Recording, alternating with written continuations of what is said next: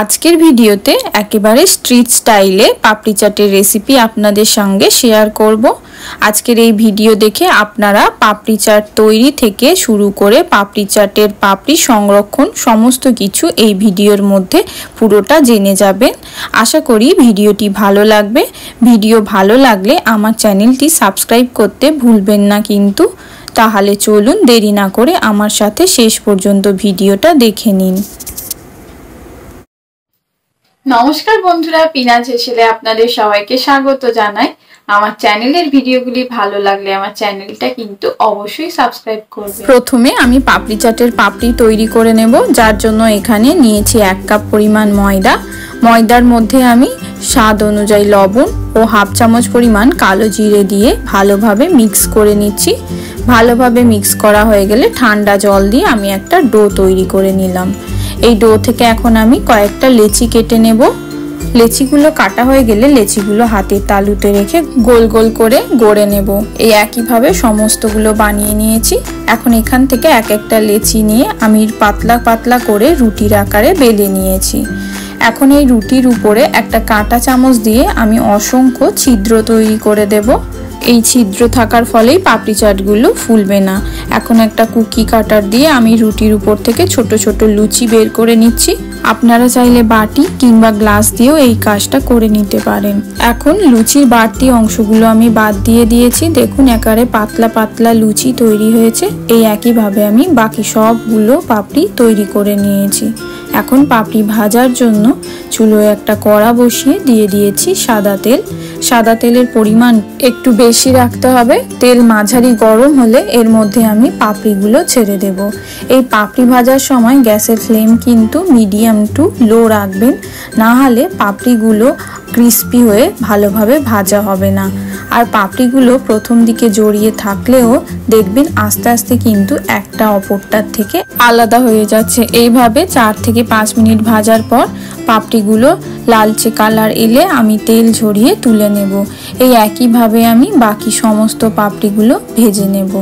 2 থেকে 3টে ব্যাচে আমি সমস্ত পাপড়িগুলো ভেজে নিয়েছি। এখন পাপড়িগুলো আমি ঠান্ডা করে নেব। পাপড়ি যতক্ষণ ঠান্ডা হচ্ছে ততক্ষণ আমি এদিকে পাপড়ি চাটের সব উপকরণ তৈরি করে নিয়েছি।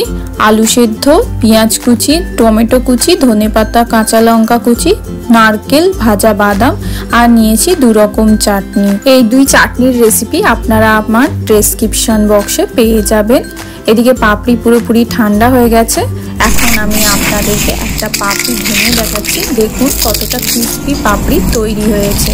এখন এখান থেকে কিছু পাপড়ি আমি একটা কন্টেনারের মধ্যে ট্রান্সফার করে নিচ্ছি। আপনারা এইভাবে কোনো এয়ারটাইট জারের মধ্যে রেখে 10 থেকে 15 দিন অনায়াসে এই পাপড়ি ব্যবহার করতে পারেন। এখন পাপড়ি চাট পরিবেশনের জন্য 2টো প্লেট নিয়েছি। প্লেটের মধ্যে এখন আমি পাপড়িগুলো ভালোভাবে সাজিয়ে দিচ্ছি। এখন একটা প্লেটের উপর থেকে প্রতিটা পাপড়ির উপর আলু সেদ্ধ, পেঁয়াজ কুচি, টমেটো কুচি, তার সাথে ধনেপাতা, কাঁচা লঙ্কা কুচি দিয়ে দিচ্ছি। তারপরে এর উপর থেকে দিয়ে দিচ্ছি ফেটানো টক দই। এখানে টক দইটা একটু নুন দিয়ে ফেটিয়ে তারপর ব্যবহার করবেন। এখন পাপড়ি চাটের উপরে ঝাল চাটনি দিয়ে দিচ্ছি, তার সাথে দিয়ে দেবো মিষ্টি চাটনি। আপনারা যেই চাটনিটা যেরকম পছন্দ করেন সেই অনুযায়ী এখানে চাটনির পরিমাণ বাড়িয়ে অথবা কমিয়ে নিতে পারেন।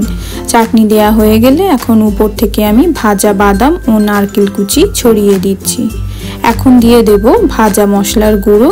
এই ভাজা মশলার রেসিপিও আপনারা ডেসক্রিপশন বক্সে পেয়ে যাবেন। এখন আমি সব শেষে উপর থেকে অল্প একটু বিট নুন ছড়িয়ে ঝুড়ি ভাজা ছড়িয়ে দিচ্ছি। তৈরি পাপড়ি চাট। এখন দ্বিতীয় প্লেটটা তৈরি করে নেব, যেই জন্য একটা পাত্রে আলু সেদ্ধ, পেঁয়াজ কুচি, ধনেপাতা কুচি, টমেটো কুচি, তার সাথে নারকেল কুচি, ভাজা বাদাম, ভাজা মশলা, বিট নুন, টক দই, তার সাথে 2 রকম চাটনি অ্যাড করে ভালোভাবে একেবারে মিক্স করে নিচ্ছি।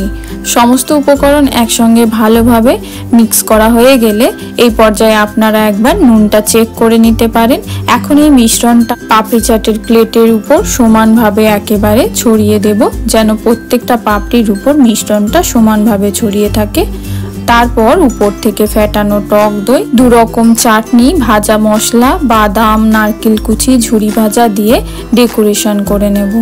পাপড়ি চাট তৈরি। আপনাদেরকে কোন পাপড়ি চাটটি দেখতে ও খেতে বেশি ভালো লেগেছে আমাকে কিন্তু কমেন্ট করে জানাতে ভুলবেন না। পাপড়ি চাটের রেসিপি ভালো লাগলে আমার চ্যানেলটি কিন্তু সাবস্ক্রাইব করবেন, তার সাথে লাইক কমেন্ট শেয়ার করতে ভুলবেন না কিন্তু।